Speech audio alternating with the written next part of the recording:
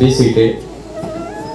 नमस्कार, मी सुमित राजपूत, HR पटेल औषध निर्माण शास्त्र महाविद्यालय शिरपूर येथील तृतीय वर्ष बी फार्मसीचा विद्यार्थी. माता सरस्वती व शिवरायांच्या पादस्पर्शाने पवित्र झालेल्या या महाराष्ट्र भूमीच्या पवित्र स्मृतीला अभिवादन करून मी आपले सहर्ष स्वागत करतो.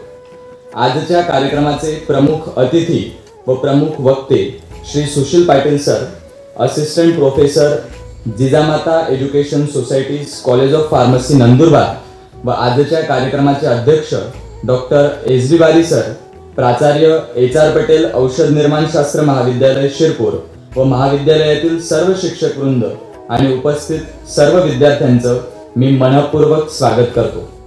त्यानंतर तमसो मा ज्योतिर्गमय या वेदमंत्राला साक्ष ठेवून मी उपस्थित प्रमुख अतिथी आणि मान्यवरांना विनंती करतो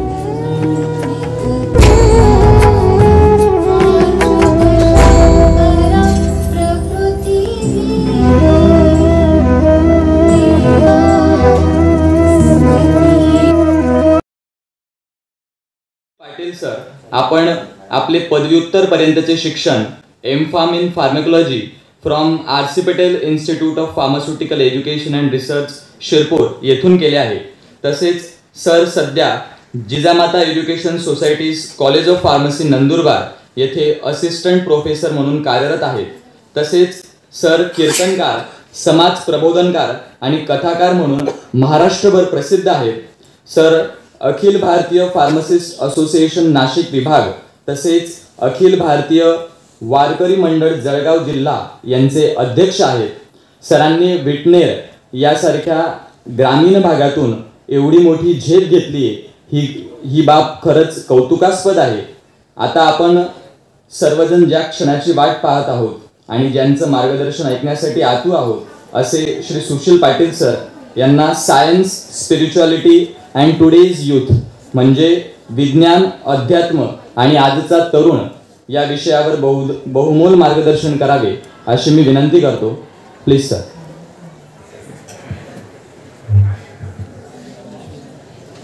ब्रह्मानंदम परम सुखदम केवलम ज्ञानमूर्तिम द्वंद्वातीतं गगनसदृशं तत्त्वमस्यादिलक्ष्यम् एकम नित्यम विमलमचलम सर्वदी साक्षीभूतं भावातीतं त्रिगुणरहितं सद्गुरुं तं नमामि.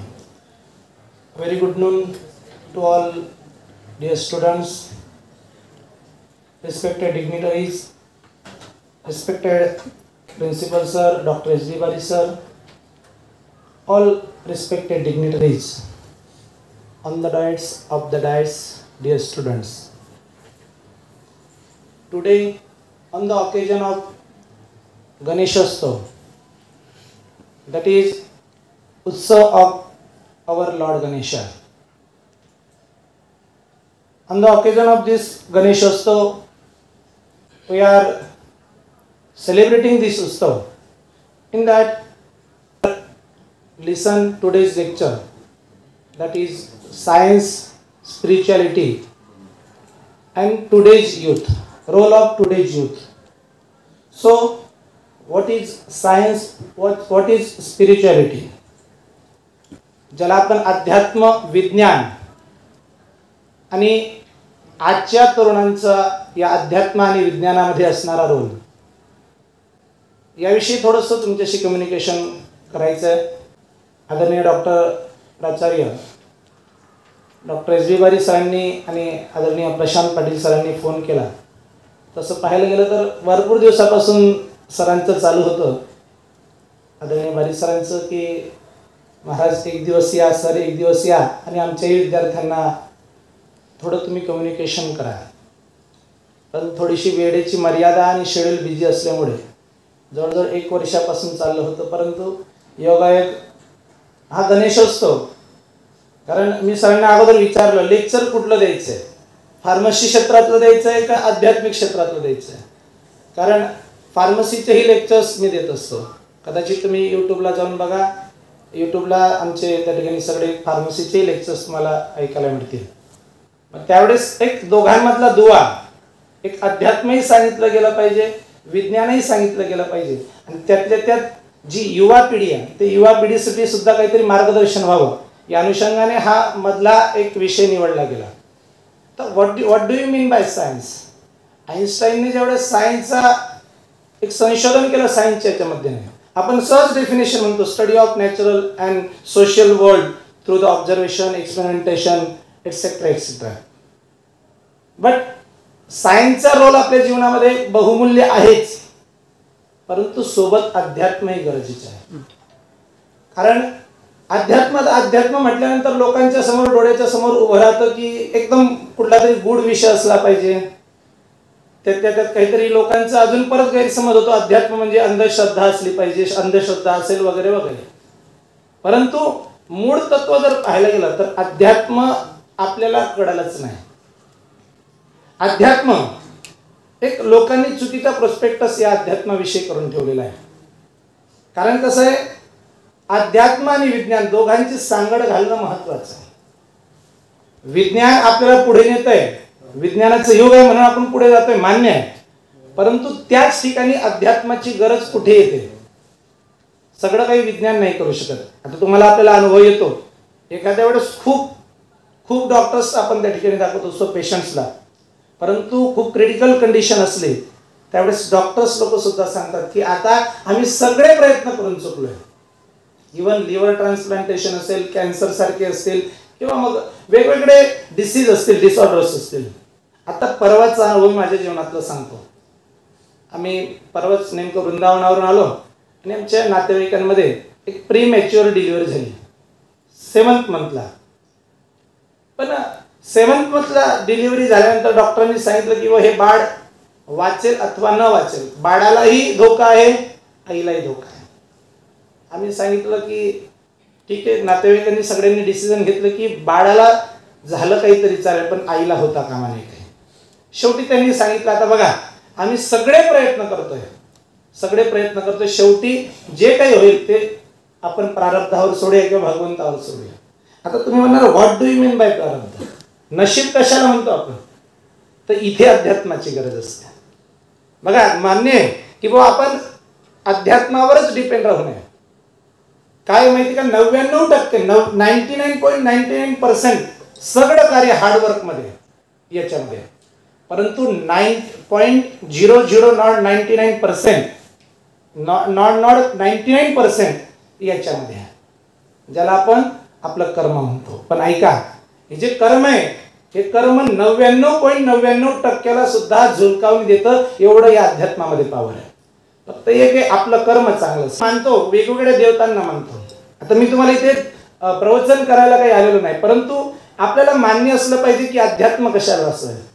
विज्ञानाच्या गोष्टी आपण करतोच ठीक आहे, परंतु विज्ञानासोबत आपण अध्यात्म मानत असताना एक गोष्ट मानली पाहिजे. मग तुम्ही कोणत्याही देवाला माना, मी बघा कुठल्या पंथाचा, कुठल्या धर्माचा किंवा कुठल्या गोष्टीचा विरोध करत नाही.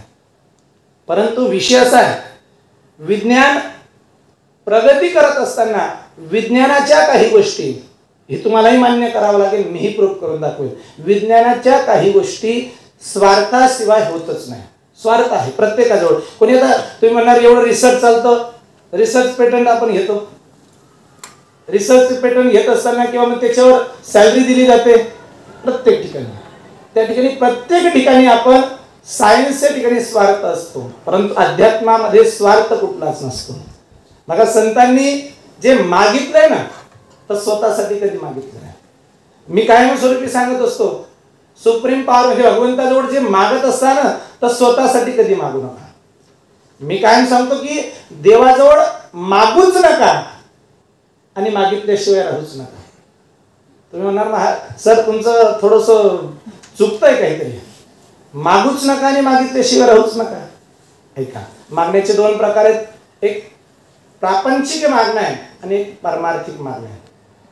प्रापंचिक मागूच नका. बघा आपण प्रपंचामध्ये किंवा आपल्या परिवारासाठी जर मागितलं ना, जिथे ती एनर्जी, पॉझिटिव्ह एनर्जी खर्च केली तर जीवनामधला अध्यात्मही कमी होत जातो.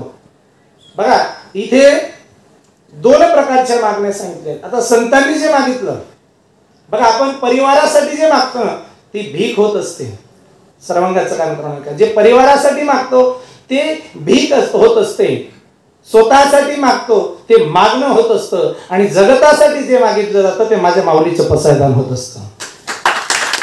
संतांनी मागितलं, म्हणजे ज्ञानोबरायांनी मागितलं, संतांनी स्वतःसाठी कधीच मागितलं नाही. बरं, मागत असताना सगळ्यांचं कल्याण हो, जो जे वांछिल तो तेला हो, सगळ्यांना जे पाहिजे ते. बरं, तुम्ही म्हणाला सगळ्यांनी जर मागितलं, सगळ्यांचं जर कल्याण होत असेल, जो जे वांछिल तो तेला, मग त्याच्यात मग चोर पण आले, डाकू पण आले, त्यांनी जर सांगितलं की आम्हाला चोरी करायची आहे, आणि चोरी जर इथे मागत असताना पॉझिटिव्ह अस्पेक्टच मागितला आहे, जो जे वांछिल तो तेला. त्याच्या अगोदर एक शब्द टाकलाय, एक वाक्य टाकलं, जे खडांची व्यंकटी सांडो, म्हणजे वाईट लोकांची वाईट प्रवृत्ती निघून जावं. ही अध्यात्माची ताकद आहे.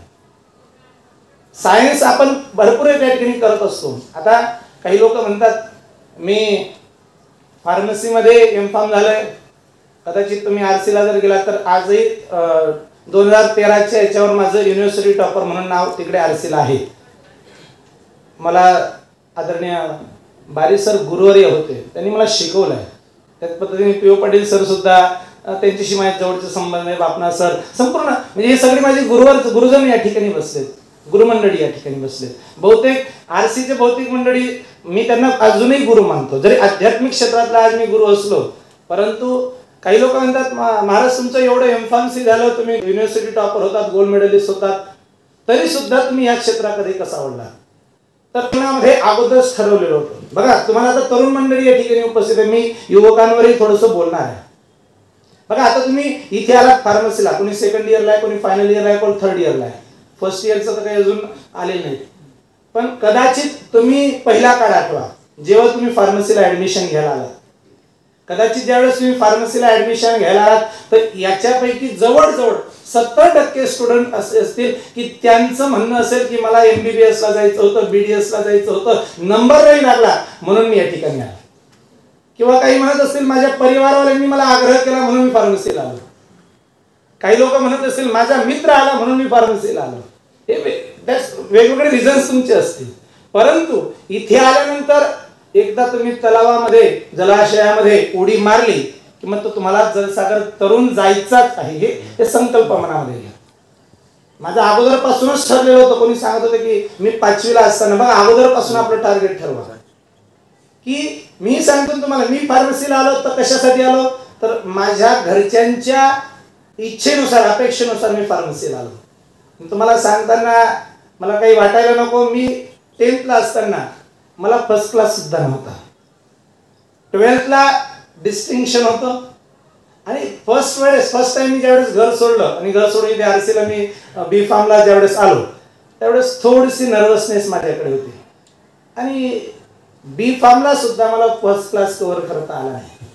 पण त्याच्यानंतर सुद्धा मनामध्ये संघ बांधला की घरच्यांचे आपल्याला स्वप्न पूर्ण करायचे. आणि त्याच्यानंतर मग नंतर फार्मसीला एमफार्म मध्ये कोलॉजीमध्ये मी ऍडमिशन घेतली. डॉक्टर CR पाटील सर असतील, डॉक्टर SD पाटील मॅडम आपल्याकडे व्हाईस प्रिन्सिपल होत्या, आता मॅडम तिकडेच होत्या, तर ते मॅडम मला गाईड होत्या. तर त्यावेळेस मी संघ बांधला की आपल्याला आता फार्मसी पूर्ण करायची. त्याच्यानंतर इकडे 6-6.5 वर्ष 7 वर्ष जवळच बोराडीच्या कॉलेजला मी प्रोफेसर म्हणून काम केलं. आता मी व्हिजिटिंग फॅकल्टी म्हणून नंदुरबारला त्या ठिकाणी आहे. आणि ॲज अ सगळं त्या ठिकाणी आता फार्मसी असो दोघंही क्षेत्रामध्ये, आता फार्मसी असोसिएशनचाही मी नाशिक विभागाचा अध्यक्ष चांगला आहे. परंतु सांगायचं तात्पर्य एक तुम्हाला की एक टार्गेट ठरवा तुम्ही. मी 5वीतच ठरवलं होतं. माझ्या गुरुवरांनी मला विचारलं होतं की बाळा तुला काय व्हायचं आहे. आता तुम्हाला काही विचारलं जातं, आपण विचारतो की नाही की तुम्हाला काय व्हायचं आहे, तर अगोदरच आपण ठरवलं पाहिजे. एका माझ्या स्टुडंट्सला मी फर्स्ट इयरचे इंटरॅक्शन करत असताना मी त्याला सहज विचारलं होतं. त्यांना विचारत होतो कोणाला काय व्हायचं, कोणाला काय व्हायचं आहे. तर कोणी सांगत होतं मला फार्मसी सोडून मोठं व्हायचंय, अमुक व्हायचंय, हे व्हायचंय, ते व्हायचंय. एक विद्यार्थी उठला आणि त्याने इतकं सुंदर उत्तर दिलं. त्याने सांगितलं I like to become a camera. हे म्हटलं असं कसं उत्तर आहे, कॅमेरा बनायचं आहे. कॅमेरा का, तर त्याने सांगितलं की सर जेव्हाही मनुष्य कॅमेऱ्यासमोर येतो, कितीही नाराज असणारा व्यक्ती असू द्या, कितीही रडणारा व्यक्ती असू द्या, कॅमेरा समोर आला की त्याला स्माईल करावीच लागते. त्याच पद्धतीने मी जर कॅमेरा बनलो तर जगतातील सर्व दुःख निघतील आणि जगतातील लोकांचं दुःख निघण्यासाठी आणि त्यांना स्माईल होण्यासाठी मला कॅमेरा व्हावं लागलं तरी चालेल, पण मी कॅमेरा. आपल्याला काय बनायचं ते अगोदरपासून ठरवा. मी 5वीला असताना सांगितलं होतं की मला कीर्तनकार व्हायचं आहे. त्यावेळेस कदाचित त्यांना ते थोडं वेगळं वाटलं असेल, परंतु तिथूनच बरं कसं तिथूनच सगळी मंडळी मला महाराज म्हणून पदवी तेव्हापासूनच. मी वास्तविक त्यावेळेस कीर्तन नसं करत, कथा करत नव्हतो. मी बी फार्मला असताना करायचो थोडंफार. सगळे सर मला महाराजच म्हणायचे. आताही कुठल्याही फार्मसीच्या तुमच्या विद्यापीठामध्ये कोणत्याही प्राध्यापकाला तुम्ही भेटा, फक्त सुशील पाटील सर म्हणून कोणी मला ओळखणार नाही. महाराज सर नुसतं सांगितलं की ते काय सुशील पाटील सर, मग ते ओळख. ही ओळख आज, कारण ही ओळख निर्माण करण्यासाठी स्वतःचं काहीतरी अस्तित्व असलं पाहिजे आणि थोडंसं वेगळं केलं पाहिजे. आता गणेशोत्सव आपला चाललाय. गणेशोत्सवामध्ये तुम्ही आपण काय शिकलोय? गणपती बाप्पा का एवढ्या उंच स्थानावर आहे? गणपती बाप्पांना का प्रथम प्राधान्य दिलं गेलं? तर काहीतरी वेगळं केलं गणेशांनी. कथा तुम्ही पौराणामध्ये ऐकली असेल, माहित नाही मला, पण श्रीमद भागवताची रचना ज्यावेळेस झाली ना, त्यावेळेस रचना वेदव्यासांनी केली आणि त्याचं लिखाण जर तुम्हाला कोणी विचारलं की लेखन कोणी केलं, तर त्याचं लिखाण गणेशांनी केलं. पण झालं असं, वेदव्यासांची जी सांगायची स्पीड होती ना, इतकी होती तर सुरुवातीला मोरपंखाने लिहिलं जायचं. तर मोरपंखाने लिहिता लिहिता लिहिता मोरपंख तुटून जायचे. मग गणेशांना थोडी जीवावर आली, काय पुन्हा पुन्हा पुन्हा पुन्हा ते मोरपंख तुटतात ना, परत वेदव्यास पुढे निघून जातात, ते श्लोक मला लिहिताना जमत नाही. त्यावेळेस गणेशांनी काय केलं, स्वतःचा दात तोडला. तेव्हापासून एकदंत नाव पडलं. जे आपण म्हणतो ना, मला सांगायचं तात्पर्य, तुम्हाला सगळ्यांना ते कथा माहिती असेल कदाचित, एकदंत कशावरून नाव पडलं. बरं, याचंही पुढचं एक उदाहरण देईल तुम्हाला. गणेशांनी विवाहाचा ज्यावेळेस प्रसंग आला, त्यावेळेस कार्तिकेय आणि गणेशांमध्ये त्या ठिकाणी असं ठरलं की आमचा विवाह करून द्या. त्यावेळेस आईवडिलांनी सांगावं, भगवान शंकरांनी सांगावं की जो पृथ्वीची प्रदक्षिणा करून येईल तो सगळ्यात अगोदर विवाह त्याचा लवकर होईल. आता कॉमन लोकांसारखं कार्तिकेय उठले, मयुरावर बसले, मोर वाहनावर, आणि मोर वाहनावर बसून निघून गेले. कॉमन व्यक्तीसारखं, एक सामान्य जसं झालं तसं. परंतु याच्यामध्ये थोडंसं काहीतरी अँटिक केलं पाहिजे, वेगळं केलं पाहिजे. म्हणून गणेशांनी काय केलं, आपल्या आईवडिलांची प्रदक्षिणा केली. का? सगळं तीर्थाची धुरे जे का माता पितळे. तुम्हाला एक विनंती आहे, तुम्ही खूप शिका. मी डॉक्टर व्हा, प्राध्यापक व्हा, इंजिनियर व्हा. तरुण बांधवांना एकच सल्ला मला या ठिकाणी सांगावा असं वाटतो, तुम्ही खूप मोठ्या पदावर जा, परंतु चुकूनही आपल्या हातून अशी एखादी चुकीची कार्य, एखादी घटना घडू देऊ नका, जेणेकरून आपल्या बापाला मान खाली करावी लागेल. असं कार्य करू. तुम्हाला बाकीचं लेक्चर नाही पटलं तरी चालेल, कारण आपला बाप प्रतिष्ठा प्राप्त करण्यासाठी चंदनासारखा झिजत असतो. प्रतिष्ठा लगेच प्राप्त होत नाही मित्रांनो. प्रतिष्ठा प्राप्त होण्यासाठी बाप चंदनासारखा झिजतो, तेव्हा कुठेतरी प्रतिष्ठा प्राप्त होते.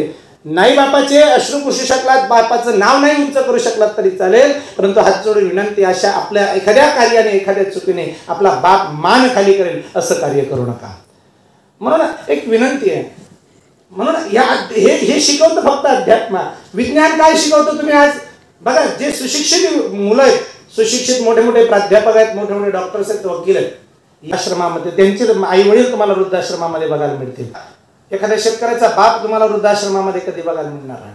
सांगायचंय, आध्यात्मिक लेवल काय शिकवते, अध्यात्म काय करतं. विज्ञान तुम्हाला वरपांगी तुम्हाला सजवण्याचा प्रयत्न करतं.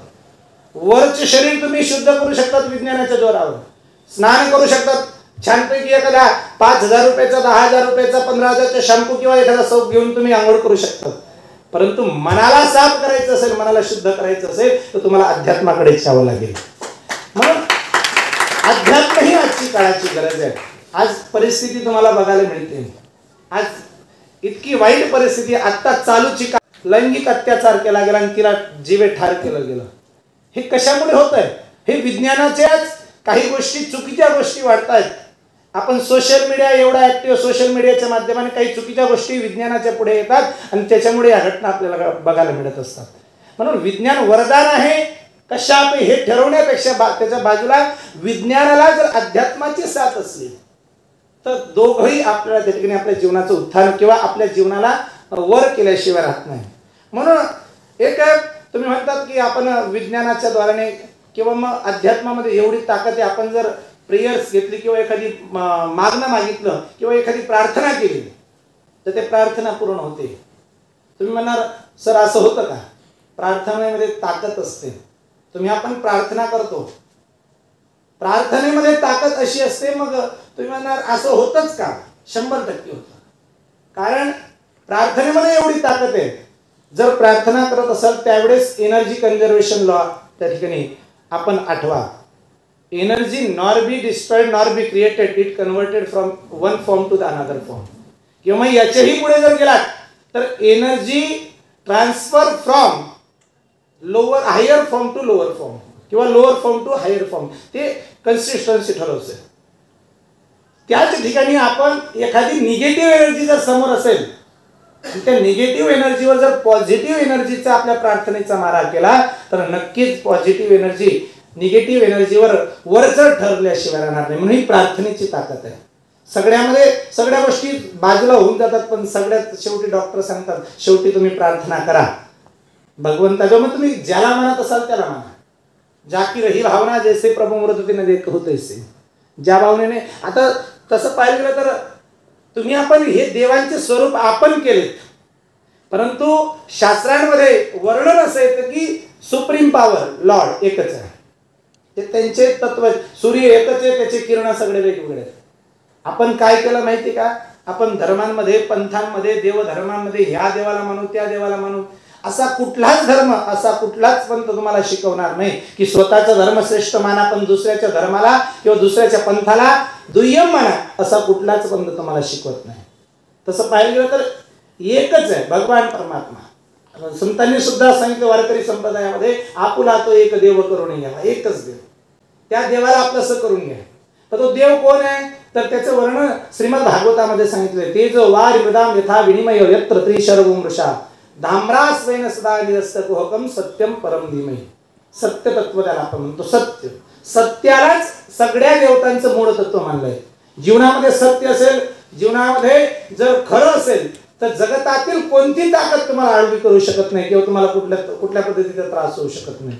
नाही समजा एक दृष्टांत सांगतो. एका गावामध्ये एक व्यक्ती रस्त्याने चालले होते, म्हातारे बाबा. आता रस्त्याने जात असताना एका घरातून, एक वारकरी घराणं होतं, त्या घरातून आवाज येत होता लहान लहान मुलांचा भांडणाचा. एक मुलगा सांगत होता मी कुत्रा खाणार, एक म्हणे मी मांजर खाणार, एक म्हणे मी ससा खाणार, आणि एक म्हणतो मी घुबड खाणार. आता त्या म्हाताऱ्याला वाईट वाटणार आहे. वारकऱ्याचं घराणं असून सुद्धा या घरांमध्ये अशी भांडण करण्याची गोष्ट चालली आहे. बाबाने राहिले गेले नाही, चालत आले बाबा. आणि बाबा चालत आल्यानंतर घराच्या बाहेर पाहिलं सुंदर तुळशीचं वृंदावन होतं. आणि तुळशीचं वृंदावन असल्यानंतर त्यांना थोडं वाईट वाटलं. अरे अंगणाच्या बाहेर तुळशी वृंदावन आहे, वारकरी आहे, तरी सुद्धा इथे मांसाहाराच्या गोष्टी चालल्या आहेत. पण बाबाला थोडी माहिती होते कलियुग आहे. कलियुगामध्ये कसं असतं माहिती का? आंगण में देखा तो तुलसी का कुंडा है और घर में जाकर देखा तो फ्रिज में मुर्गी का अंडा है. ही परिस्थिती. बाबा तरा चालत आले आणि बाबांनी त्या मुलांना त्या ठिकाणी रागवायला सुरुवात केली. बाबा रागवतात, ते पोरं हसतात. अरे बाबा तुम्हाला रागवतोय तुमचा बाप वारकरी, तुमचा आजोबा वारकरी, पंजोबा वारकरी, तुमच्या घराण्यात वारकरी, आणि परंपरा तरी तुम्ही मांसाहाराच्या गोष्टी करतायत. कुत्रा खाणार, मांजर खाणार, ससा खाणार.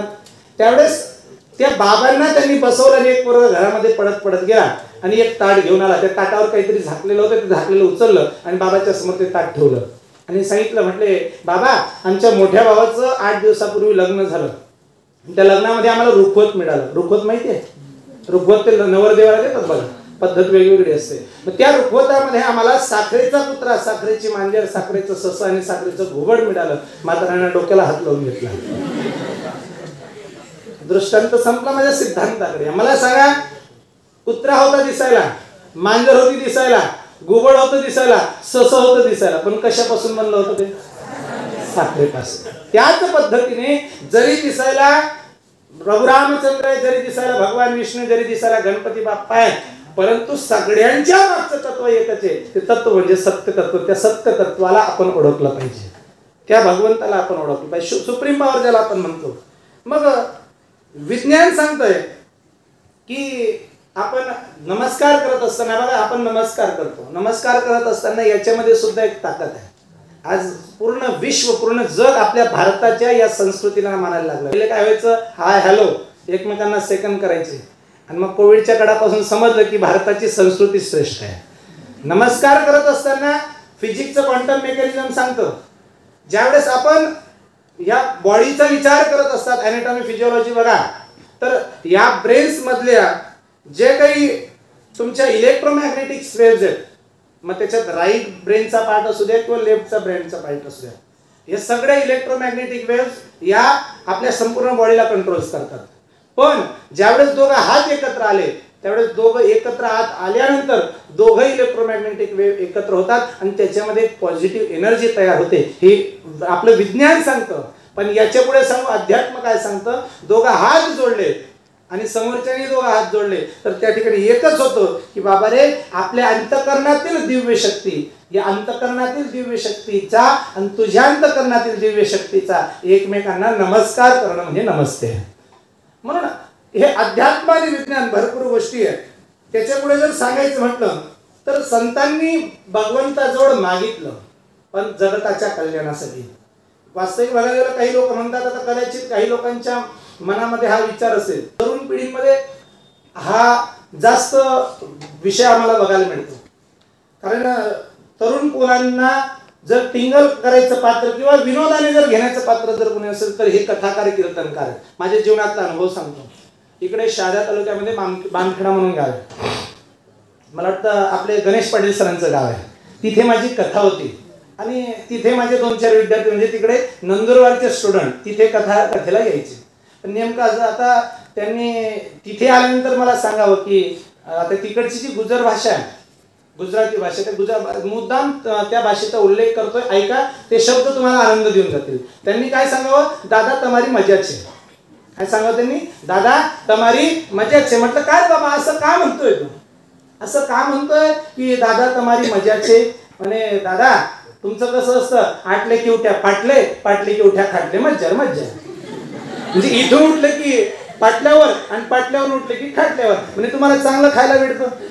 एक नंदुरबारचा विद्यार्थी तो व्याकरण दृष्टिकोनाने सांगू लागला, म्हणे दादा महाराज तुमचं कसं आहे, सर तुमचं कसं आहे, म्हणजे तुमची मजा. म्हटलं कशावरून, म्हणजे तुमचं कसं असतं, बोलायची कलई, पांघरायला दुलई आणि खायला मलाई, मज्जा मज्जा.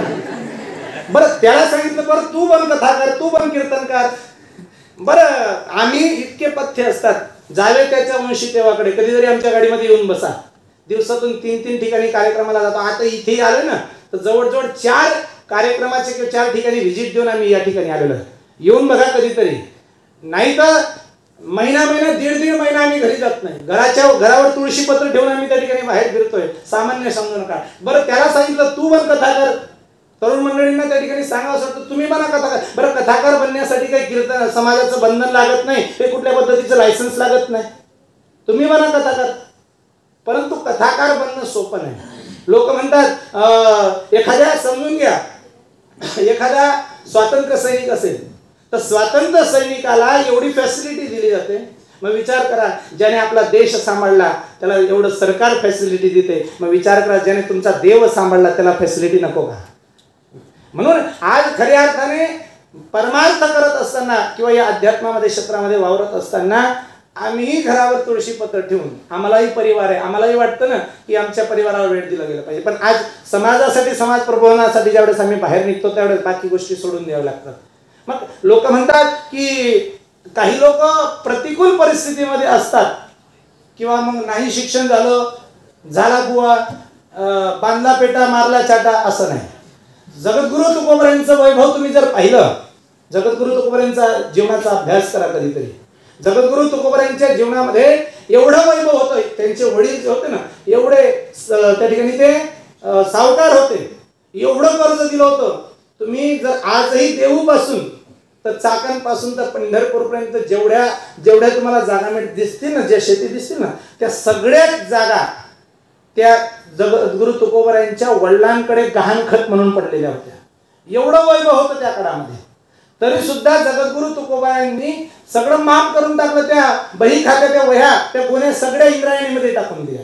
सगळं काही झालं. एवढ्या प्रतिकूल परिस्थितीमध्ये एवढं वैभव असून सुद्धा गरिबीची परिस्थिती त्यांची झाली. वास्तविक बघायला गेलं तर तुम्ही म्हणतात देवाचं आपण करतो, मग देव आपला ऐकत नाही का. जगद्गुरु तुकोबारायांच्या परिवाराचं जर पाहिलं तर एवढं दुःख कोणीच सहन करू शकत नाही. अन्न करता करता पोरं मेले माय बापू त्यांचे. त्याच्यानंतर पत्नी सुद्धा तशीच गेली.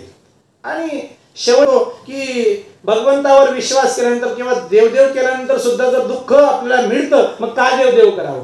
पण मी कायमस्वरूपी सांगत असतो, देवावर विश्वास ठेवा. देव तुमचं दुःख करत नाही, जो दुःख कमी करत नाही. Believing in the God does not makes mountain smaller.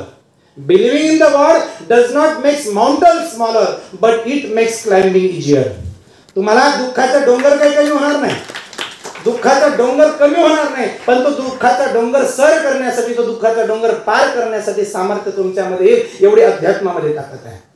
म्हणून या ठिकाणी आपलंही तसं चरित्र असलं पाहिजे. नाही तर कसं आहे, इथेही काही गोष्टी आम्हाला लोक म्हणतात की दगडामध्ये देव आहे, असं आहे तसं आहे, त्या गोष्टीत मला जायचं नाही. परंतु तुम्ही आपण अध्यात्म करत असताना, परमार्थ करत असताना सगळ्यांमध्ये देव माना. मी कायमस्वरूपी माझं एक वाक्य आहे, if you cannot love the person to whom you can see, if you cannot love the person to whom you can see, then how can you love the God to whom you cannot see. अरे जिवंत रक्ता मांसाचा हाडा माणसाचा जीव तुमच्या समोर आहे, त्याच्यातला देव तुम्हाला दिसत नसेल तर दगडातला देव कुठे दिसणार आहे तुम्हाला. म्हणून मी कायमस्वरूपी सांगत असतो की आपण त्या गोष्टी माना. म्हणून अध्यात्माचा विचार आपण त्या ठिकाणी केला पाहिजे.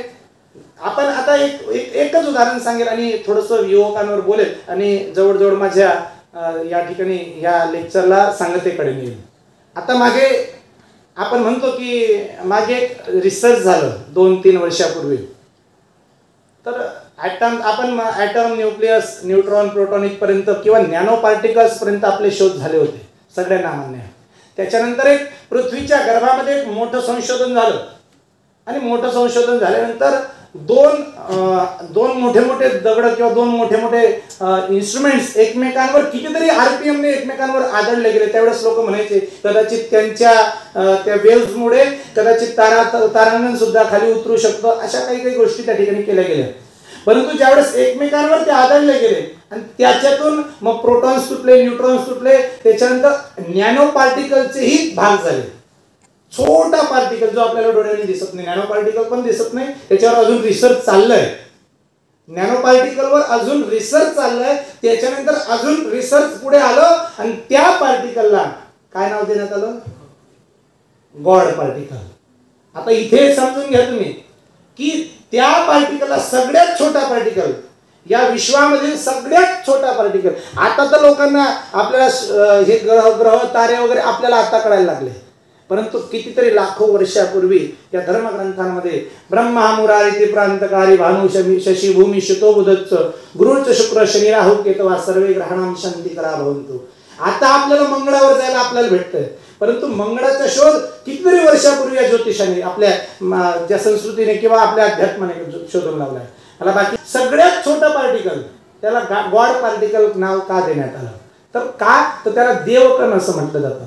सगळ्यात छोटा, अजून त्याच्यावर रिसर्च. पण या देवकणाचा उल्लेख लाखो वर्षापूर्वी, हजारो वर्षापूर्वी श्रीमद भागवतामध्ये एक श्लोक येतो, अनुद्धो परमानुद्धो तत्र. आपण परमाणू म्हणतो नॅनो पार्टिकलला, अणु म्हणतो. या अणु परमाणूचा उल्लेख हजारो आणि लाखो वर्षापूर्वी श्रीमद भागवतामध्ये आहे. आमचे एक मित्र भूगोलचे प्राध्यापक आहेत धुळ्याच्या कॉलेजला, मला वाटतं दोरिक सर. त्या दोरिक सरांनी PhD केली भूगोलामध्ये. तर भूगोलामध्ये आपण जे थेसिसमध्ये अगोदर रेफरन्स बुक्स टाकतो ना, तर रेफरन्स बुकमध्ये पहिला रेफरन्स बुक त्या ठिकाणी त्यांनी श्रीमद भागवताचा टाकला. का तर श्रीमद भागवतामध्ये सुरुवातीपासूनचे खगोल भूगोल सगळं त्याच्यामध्ये आहे. म्हणून अध्यात्म आणि विज्ञान यांची जोड त्या ठिकाणी आपण केली पाहिजे. आणि ते जर होत असेल तर आपल्या जीवनामध्ये आपण पुढच्या स्थानावर गेल्याशिवाय राहणार नाही. मग आता काही लोक म्हणतात तुम्ही वारकरी फेटा घालतात, धोतर घालतात, धोती घालून लोक गेले चंद्रावर आणि सर तुम्ही अजून धोत्रावर, काही लोक म्हणतात ना. पण त्यांना सांगायची गरज आहे, कारण आज लोक जीन्स पॅन्ट टी शर्ट ठीक आहे, काही हरकत नाही. परंतु परदेशामध्ये तुम्ही आज जाऊन बघा. आजही वृंदावन, आम्ही आता नुकतेच वृंदावनामधून आलो आणि तिथे यमुनेमध्ये आता तिकडे बाढ चालली आहे, म्हणजे पूर चाललेला आहे. पुराच्या त्या पाण्यामध्ये एक फॉरेनर जोडपं होतं. कदाचित जर माझ्याकडे ती व्हिडिओ पण आहे. ते फॉरेनर जोडपं जवळजवळ आम्ही तिकडे ज्यावेळेस काठावर गेलो तर आम्ही आमच्या डोळ्यांनी पाहिलं, जवळजवळ 1 तासापासून त्या नदीमध्ये, त्या बाढमध्ये, त्या पुरामध्ये 1 तास दोघंही पती पत्नी उभे होते. मग ते आल्यानंतर बाहेर आले फॉरेनर जोडपं आणि ज्यावेळेस ते बाहेर आले त्यांना विचारलं की वेअर आर यू फ्रॉम, तर त्यांनी युनायटेड किंगडम तिथले ते होते आणि सांगितलं त्यांनी आम्ही मागच्या 1 वर्षापासून भारतामध्ये आलो आणि मागच्या 1 वर्ष म्हणजे पूर्ण वर्षभर आम्हाला पूर्ण भारताचे तीर्थक्षेत्र फिरायचे आणि तिथे गेल्यानंतर ते म्हटलं आम्ही वृंदावनामध्ये आलो, आम्हाला 3 महिने झाले आता, 3 महिन्यानंतर आम्ही वृंदावनामध्ये आलो आणि आता आम्हाला असं वाटतं की वृंदावन सोडून जायचं नाही, आम्ही वर्षभराचा जो आमचा विजा आहे तो आम्ही पूर्ण वृंदावनामध्येच राहू, एवढी ताकद अध्यात्मामध्ये. वास्तविक बघायला गेलं तर त्यांचं काही शिक्षणही सांगितलं तर मला आता लक्षात नाही, परंतु दोघं पती पत्नी फॉरेनहून येतात आणि इथे आपल्या अध्यात्मावर. आता तुम्ही काही गोष्टी पाहत असतात, आता आपले माननीय प्रधानमंत्री साहेब ज्यावेळेस परदेशामध्ये जातात किंवा आपले काही लोक कथा करायला तिकडे जातात, तर तिथले लोक त्यांचे ड्रेसअप सोडून किंवा त्यांचे सगळं सोडून आपल्यासाठी किंवा तिथे साडी घालून किंवा मग धोती घालून येतात. ही आपल्याला साठी अभिमानाची गोष्ट आहे. म्हणून आपण तर मला एकच सांगायचं, मी एम.फार्म केलं मान्य आहे, त्यावेळेस कदाचित मी तुमच्यासारखं टी शर्ट आणि पॅन्टवर असायचो. आता हे दोघांपासून हे सगळं त्यागलं, परंतु एक एम.फार्म केलं तर इंग्लिशमध्ये किंवा याच्यामध्ये सगळं आपण बघा, मी इंग्लिशला कधी विरोध करत नाही. English is not a bad language, English is not a bad language, but English culture is bad. इंग्रजांची संस्कृती वाईट आहे.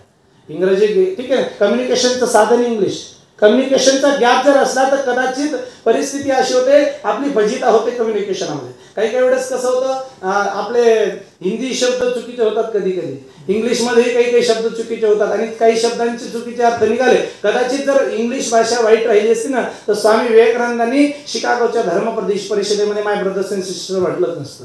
इंग्लिश भाषा चांगली आहे कम्युनिकेशनसाठी. परंतु होतं काय, आता एक आपल्या जीवनातला किस्सा सांगतो मी. प्रोनाऊन्सिएशनचं इंग्लिशचाही काही चुकतो. तुम्ही जसं माझ्या जीवनातला ह्या किस्सा कदाचित तुम्ही त्याचा अनुभव घेतला असेल. जसं तुम्ही फर्स्ट इयरला आला तर फार्मास्युटिक्स ही लाईन आपण हे जो सब्जेक्ट आहे तर या सब्जेक्टचं प्रोनाऊन्सिएशन जवळजवळ 90% लोकांनी फार्माक्युटिक्स केलं आहे. कोणी फार्माक्युटिक्स करायचं, कोणी फार्माइटिक्स करायचं, म्हणजे वेगवेगळे प्रोनाऊन्सिएशन. म्हणजे हे कम्युनिकेशनचा गॅप जर असला तर ते होऊ शकतं. कसं असतं नाही तर मग कधी कधी माझी हिंदी सुरुवातीला थोडी वीक होती, आता हिंदी चांगल्या पद्धतीने बोलतो. तर नामदेवरायांनी आपल्या वारकरी संप्रदायाची पताका पार पंजाबपर्यंत पोहोचवली. आजही शीख धर्माच्या धर्मग्रंथांमध्ये नामदेवरायांचे काही अभंग आजही आपल्याला बघायला मिळतात. परंतु त्यांचाच वारसा जपत आम्ही त्या वृंदावनामध्ये संपूर्ण 3 दिवसाची माझी कीर्तन होते. 3ही कीर्तनं हिंदीमध्ये करण्याचा मी प्रयत्न केला. सुरुवातीला कसं असतं, हिंदी कम्युनिकेशनचा गॅप जर कसा असला नाही तर मग आपली हिंदी कशी असते माहिती का, आपली हिंदी म्हणजे नशिराबादी हिंदी. अरे हमारे गांव में तो इतना बारिश गिरा किड्डा बोलले समझो. हमको तो बैल लेना था पर वो गैर किंमत सांगता था. हे कम्युनिकेशनचा गॅप जर असला तर थोडंसं फरक पडू शकतो आणि ते पाहिजे आपल्याला. ही गरज आहे काळाची. इंग्लिश आलं पाहिजे, इंग्लिश कम्युनिकेशनसाठी असलं पाहिजे. वेळ प्रसंग पडला तर आमचे संपूर्ण मित्र सांगतात की महाराज तुम्ही इंग्लिशमध्ये कथा कीर्तन करू शकतो ना, परंतु ही काळाची गरज आहे. फार्मसी क्षेत्रामध्ये एम.फार्म होणं ही मला काळाची गरज वाटली. मी सांगितलं तुम्हाला थोडंसं हटके काहीतरी झालं पाहिजे. मी प्राध्यापकाचा एम.फार्म केल्यानंतर जॉब केला. जॉब केल्यानंतर सगळ्यात पहिला निर्णय मी ज्यावेळेस घेतला, मनाला थोडंसं वाटायचं ज्यावेळेस कथा कीर्तनांसाठी लोक माझ्याकडे यायचे आम्हाला कथेसाठी निमंत्रित करण्यासाठी, परंतु सीएल ॲडजस्ट करून असू द्या किंवा रात्रीच्या कथा खूप धावपळ व्हायची आणि मग मी त्यावेळेस निर्णय घेतला. आणि सगळ्यात पहिले या माझ्या निर्णयाचं जर स्वागत कोणी केलं असेल तर आमच्या आदरणीय डॉक्टर एस.बी. बारी सरांनी केलं होतं. हा निर्णय घेत असताना सगळ्यात अगोदर मी सरांच्या घरी गेलो. सर कुठल्याही गोष्टीमध्ये सरांशी तसं पाहायला गेलं तर आमचं वेगळं नातं पण आहे. ते माझे गुरु तर आहेत, पण दुसरं एक नाते ते माझे पाहुणे पण आहे. तर सगळ्यात अगोदर त्यांच्याकडे गेलो. Doctor C R. पाटील सर आणि डॉक्टर एस.बी. बारी सर दोघांना विचारलं, म्हटलं काय करायचं. ते म्हटले तुला ज्या क्षेत्रामध्ये तुला आवड गोडी असेल त्या क्षेत्रामध्ये तू फुल टाइम कर. आता ह्या क्षेत्रामध्ये कदाचित 2025च्या जवळजवळ 7 ते 8 कथा बुक आहेत, 2026च्या 3 कथा बुक आहेत. म्हणजे सांगायचं तात्पर्य काय, डायरीमध्ये मुंगी शिरायला जागा नाही. एवढ्या तारखा त्या ठिकाणी दररोजच्या बुक आहेत. आता उद्या चोपडा तालुक्यामध्ये कीर्तन आहे, त्याच्यानंतर जळगावला कीर्तन, लगेच मंत्री साहेब आदरणीय अनिलदादा पाटील यांच्याकडे कथा आहे 12 पासून अमळनेर तालुक्यामध्ये हिंगोण्या गावाला त्यांच्या घरी. त्याच्यानंतर कार्यक्रम आहेतच, कीर्तन आहेत. परंतु एक माझी एक जीवनामध्ये तळमळ असते की ह्या क्षेत्रामधली माझी नाट तुटायला नको. म्हणून आजही विजिटिंग फॅकल्टी ज्या दिवशी मला वेळ मिळाला त्या दिवशी मी कॉलेजला जातो आणि त्या दिवशी घेऊ देतात. कारण ह्या क्षेत्राशी नाड तुटायला नको. कारण मी सांगितलं तुम्हाला या क्षेत्राची गरज मला का वाटली, थोडंसं वेगळं झालं पाहिजे काहीतरी. कारण कथाकार कीर्तनकार तुम्हाला भरपूर बघायला मिळतील, परंतु एखादा उच्च शिक्षित असू द्या किंवा एखादा फार्मसी असलेला किंवा आहेत भरपूर मंडळी. आता तुम्हाला इस्कॉनमध्ये जाऊन बघा.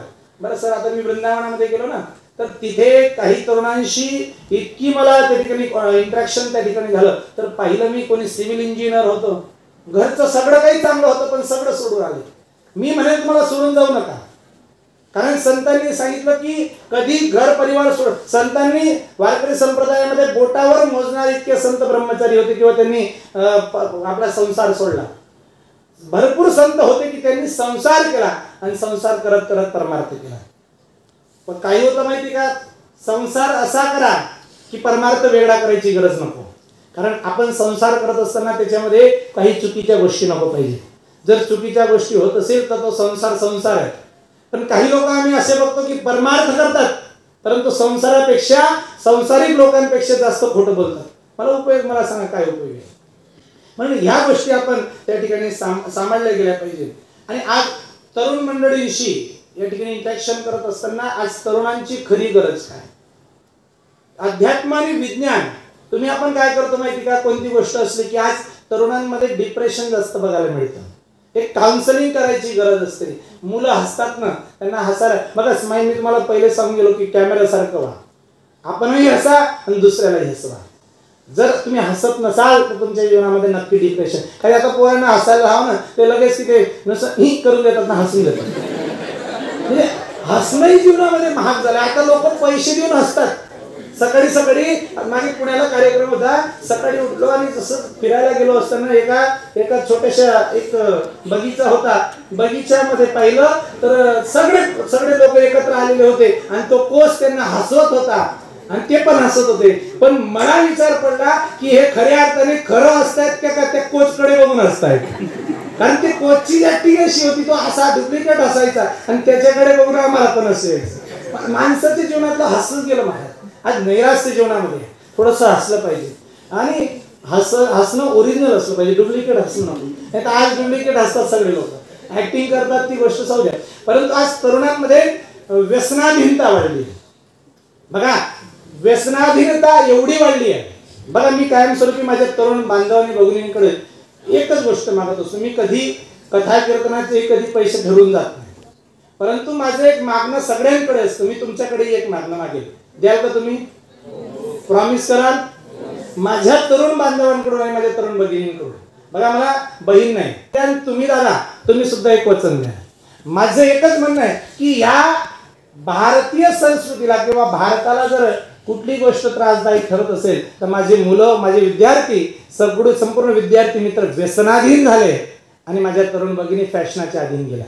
तुम्ही व्यसनमुक्त व्हा. माझ्या तरुण बांधवांनी व्यसनमुक्त झालं पाहिजे आणि माझ्या तरुण भगिनींनी फॅशनमुक्त झालं पाहिजे. भारत जगतातील 1 नंबरचा देश झाल्याशिवाय राहणार नाही. दोन गोष्टी जगतामध्ये, दोन गोष्टी चुकीच्या आहेत खूप. एक व्यसनाधीनता. मला बघा, तर तुम्ही आम्हाला बघायला मिळतात की ते डीजे लावतात आणि डीजेच्या गाण्यावर त्या ठिकाणी तरुण बांधव नाचतात, तरुण भगिनी नाचतात. पण विषय काय असतो? डीजे लावायला काही हरकत नाही, पण तिथे ज्या महापुरुषाची जयंती असेल त्या महापुरुषाच्या जयंतीचेच गीत वाजले पाहिजे. आता गणपतीमध्ये आपण लावतो, कदाचित शिवाजी महाराजांच्या जयंतीला त्या ठिकाणी आपण गाणं लावतो. ज्या छत्रपती शिवाजी महाराजांचे आपण पाईक आहोत, ज्या छत्रपती शिवाजी महाराजांच्या समोर कल्याणच्या सुभेदाराची सून नजरानं म्हणून आणली गेली आणि त्यावेळेस छत्रपतींच्या जीवनातील मनातील उद्गार होते, अशीच आमची आई असती वदले छत्रपती. त्या छत्रपतींनी दुसऱ्या भगिनींना आईसारखं मानावं आणि त्याच छत्रपतींच्या जयंतीला आपण डीजे बरोबर जर बाई वाड्यावर या गाणं लावत असो तर मला सांगा छत्रपती शिवाजी महाराजांची अवस्था काय झाली असेल? शिवाजी महाराज म्हणतील मी आता परत येणारच नाही.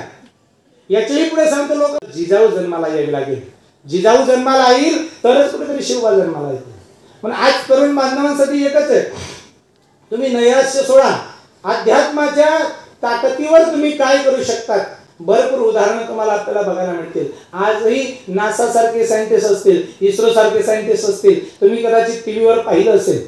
मंगळयान ज्यावेळेस सोडलं गेलं, पहिलं मंगळयान ज्यावेळेस फेल झालं, त्याच्यानंतर जे इस्रोचे जे संचालक आहेत त्यांनी प्रक्षेपण करण्याच्या अगोदर मंदिरात गेलेले होते. अध्यात्म त्यांनी त्यांच्या जीवनामध्ये आणलं, त्यांनी देवाची आराधना केली. बघा, मी तुम्हाला कोणत्या गोष्टीचं हे करणार, तुम्ही कोणत्या देवाला माना, कोणत्या धर्माला माना, कोणत्या पंथाला, पण अध्यात्माची ताकद एवढी आहे, पॉझिटिव्ह एनर्जी अध्यात्मामध्ये असते. म्हणून माझ्या तरुण बांधवांनी त्या ठिकाणी सुधारलं पाहिजे आणि या आध्यात्मिक जीवनामध्ये आपल्याला हे केलं पाहिजे. कारण आणि आपण समजून घ्या, कुठलं नैराश्य आपल्या जीवनात येत असेल तर खचून जाता का म्हणा. आज सहज बघायला मिळतं, तरुण तरुणी काहीतरी फेल झालो, एखादा सब्जेक्ट राहिला, एखादी टिकिटी राहिली, एखादं वाईटी राहिलं, तर आपण लगेच त्या ठिकाणी काही वेगळे पर्याय आपण वापरत असतो. आत्महत्यासारखे काही गोष्टी आम्हाला बघायला मिळतात. परंतु ऐका, आपण हा जो देह मिळाला तो सामान्य नाही. भरपूर वर्षानंतर, भरपूर योनीनंतर, आता तुम्हाला कळेल न कळेल ती गोष्ट वेगळी आहे, परंतु हा देह आपल्याला मिळाला आहे ती आपण भाग्याची गोष्ट आहे. कारण तो आपल्याला मिळाला आहे पण कळाला नाही. काही देवाधिकांना सुद्धा वाटतं की आम्ही या नरदेहामध्ये यावं, या देहामध्ये येऊन आम्ही सुद्धा जन्म धारण करावा. पण काही गोष्टी अशा असतात आपण त्या गोष्टी मान्य करत नाही. ठीक आहे ना, काही हरकत नाही, एखाद्याशी चर्चा करा ना. आपण जर हारलोत ना, बघा एखादी गोष्ट आपण जर एखाद्या उंच जागावर गेलात किंवा आपण जर जिंकलात तर आपल्याला स्वतःहून आपली गोष्ट सांगायची गरज पडत नाही. एक जगत विख्यात तत्ववेत्ता होऊन गेले ॲलन स्ट्राईक म्हणून, त्यांनी सांगावं, if you win you need not to explain, if you win you need not to explain, but if you lose you have to explain. जर तुम्ही त्या ठिकाणी पायरी सर करत असाल किंवा उंच यशस्वीतेवर जात असाल तर जीवनामध्ये तुम्हाला सांगायची गरज पडत नाही, प्रचार करायची गरज पडत नाही. तुमची यशस्वीता जगतामध्ये सिद्ध झाल्याशिवाय राहणार नाही, तुम्हाला स्वतःहून सांगायची गरज नाही. पण तुम्ही जर अपयशाने खचला असाल तर एखाद्याशी चर्चा करा. तो एखादा जो विन झाला असेल, तो जो यशस्वी झाला असेल किंवा मग एखादा पराभूत व्यक्ती आहे त्याच्याशी चर्चा करा. तो जीवनामध्ये तुम्हाला मार्ग नक्की काढेल की काय प्रयत्न करावा. कारण काय आपण लोड इतका घेऊन घेतो ना, माझं हे, माझं ते, माझा परिवार, माझा हा अभ्यास, माझं जर्नल कंप्लीट करायचं, हे करायचं, ते करायचं, इतका लोड घेऊन टाकतो. लोड कधी घेऊ नका. होत असेल ना तर होत आहे, सगळं सोडून द्यायचं. आणि बघा कसं असतं, एखाद्या ठिकाणी आपल्याला जायचंय, उदाहरण समजून घ्या, आपल्याला केदारनाथ बद्रीनाथ जायचंय, एखाद्या उंच टेकडीवर जायचंय. आपण काय करतो, एखाद्या पिकनिक पॉइंटला जात असताना भरपूर सामान सोबत घेऊन जातो. पण त्याच ठिकाणी जर आपण उंच टेकडीवर ट्रेकिंगला आपल्याला जायचं असेल तर आपण सगळा सामान नेतो का? आपण काय करतो, आपल्या लॉजमध्ये सगळा सामान ठेवून देतो. एखाद्या ड्रेसची जोडी असेल किंवा कपडे असेल किंवा मग आपल्या रुटीनचं साहित्य एकच बॅग घेतो सोबत. मग विचार करा, जर तुम्हाला ट्रेकवर पोहोचायचं असेल किंवा उंच स्थानावर पोहोचायचं असेल तर तुम्ही शरीरातला सगळा कपडे सगळे लोड कमी करून टाकतात. मग विचार करा, यशस्वीतेच्या उंच शिखरावर जर तुम्हाला जायचं असेल, लोड घेऊन तुम्ही पोहोचू शकणार का? लोड कमी करा. तो लोड कमी जर केला नाही तर तुम्ही यशस्वीतेच्या पायरीवर पोहोचूच शकणार नाही. थोडासा लोड कमी करा, रिफ्रेश राहा. जीवनामध्ये स्माइल असलं पाहिजे. परों को खोल जमाना उड़ान देखता है, परों को खोल उड़ान जमाना देखता है, जमी पे बैठ के क्या आसमान देखता है. म्हणून आपण इथून बसून आपण मनामध्ये विचार जर करत असू की आपण वरती गेलो पाहिजे, पण इथेच बसायचंय. आपण म्हणतो ना, देव केल्यानंतर देव आपल्याला खड्ड्यावर देणार नाही. आपण कर्मही केलं पाहिजे. मी असं कधीच म्हटलं नाही. मी माझ्या विद्यार्थ्यांनाही कायमस्वरूपी एकच गोष्ट सांगत असतो आणि आमची जी शिष्य मंडळी आहे त्यांना सुद्धा एकच गोष्ट सांगत असतो, तुम्ही देव करा, परंतु देव करत असताना तुमचं कर्म असलं पाहिजे. जर कर्म तुमचं चुकत असेल आणि कर्म करत असेल, तुम्ही कर्म जर करत नसाल तर देव कुठून तुम्हाला देणार? अरे देवाधिकांना दुःख सुटलं नाही तर आपल्याला कुठे सुटणार आहे? पण आपणही आपलं कर्तव्य केलं पाहिजे. आणि त्यात विशेष तुम्ही आपण भाग्यवान आहात का? आपण फार्मसी क्षेत्रामध्ये आहोत. अभिमान वाटला पाहिजे फार्मसी क्षेत्राचा. काही लोक म्हणतात कुठे आम्ही फार्मसीमध्ये येऊन गेलो, कुठे जॉब आहेत काय? अरे जो करतो त्याच्यासाठी जॉब 100% आहे. जो नक्की प्रयत्न कराल त्याच्यासाठी जॉब आहेच ना. तुम्ही कधीतरी बाहेर पडा ना, नाही बाहेर पडत आणि तुम्ही जर इथूनच म्हणत असाल आता लोकांच्या काही चुकीच्या कल्पना झाल्या सर. आम्हाला आता असोसिएशनच्या माध्यमाने आम्ही भरपूर गोष्टी इकडे तिकडे फिरत असतो, महाराष्ट्रभर फिरत असतो.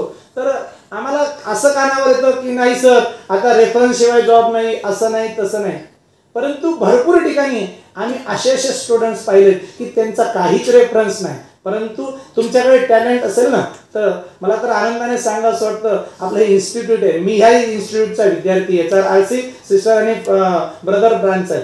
तर आपल्या या कॉलेजमध्ये या फार्मसी क्षेत्रामध्ये नवे आपल्या RC पटेलच्या क्षेत्रामध्ये किंवा HR पटेलच्या क्षेत्रामध्ये तुम्हाला खूप खूप पद्धतीने कंपनीज येतात आणि या ठिकाणी खूप इंटरव्ह्यूज वगैरे. आज मला वाटतं आताच मागे एक 15-20 दिवसापूर्वी 1 महिन्यापूर्वी इंटरव्ह्यू झाले. माझे 2-4 विद्यार्थी पण इकडे आले होते, त्यांनी कॉल पण केला की सर आम्हाला त्या ठिकाणी इंटरव्ह्यूला जायचं आहे.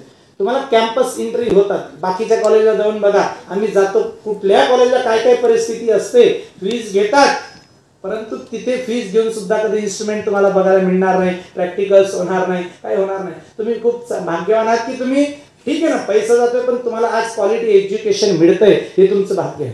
कारण मी तर म्हणतो फार्मसी इतनी आसान नाही जितनी लोक समजते. कसं आहे जगतामध्ये भारताची मान जर उंचावली असेल कोविडच्या काळामध्ये जगतामध्ये भारताची जर नाव कोणी उंचावली असेल तर आपल्या फार्मसिस्टमुळे कोविशिल्ड नसेल कोविड व्हायरसला दूर करण्यासाठी, तर त्या ठिकाणी आपल्या फार्मसिस्टमुळे जगतामध्ये आपल्या भारताचे नाव उंचावले असेल. तर या pharmacy is not only dispensing and creating of medicines, dispensing, creating and compounding of medicines, but it also creating, caring for healthy love and healthy health. आपण हेल्थ वर्कर सुद्धा त्या ठिकाणी आहोत.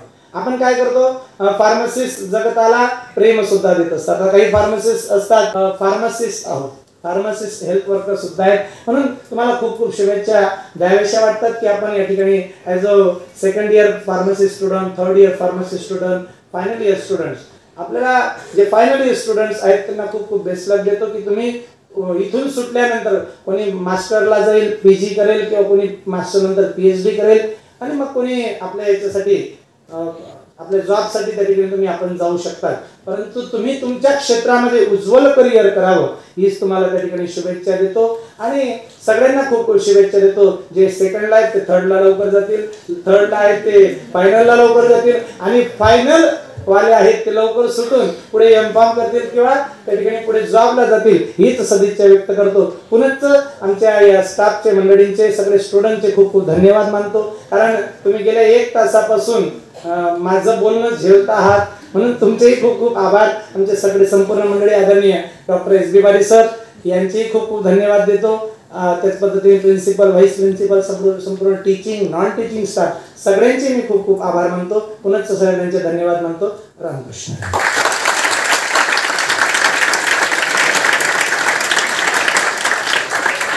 अध्यात्म, विज्ञान आणि आजचा तरुण याबाबत आम्हा विद्यार्थ्यांना अतिशय छान माहिती दिली. खरं तर सर आजच्या तरुणाला अध्यात्म आणि विज्ञान या दोन्ही गोष्टी विरोधाभासी किंवा परस्पर विरोधी वाटतात, परंतु सरांनी सांगितलं की त्या परस्पर विरोधी नसून परस्पर पूरक आहेत. त्याबद्दल मी त्यांचे आभार व्यक्त करतो. त्यानंतर जय हिंद भारत भाग्य विधाता, पंजाब सिंध गुजरात मराठा द्राविड उत्कल गंगा, विंध्य हिमाचल यमुना गंगा उच्चल जलधि तरंगा, तव शुभ नामे जागे, तव शुभ आशीष मांगे, गाहे तव जय गाथा, जन गण मंगलदायक जय हे भारत भाग्य विधाता, जय हे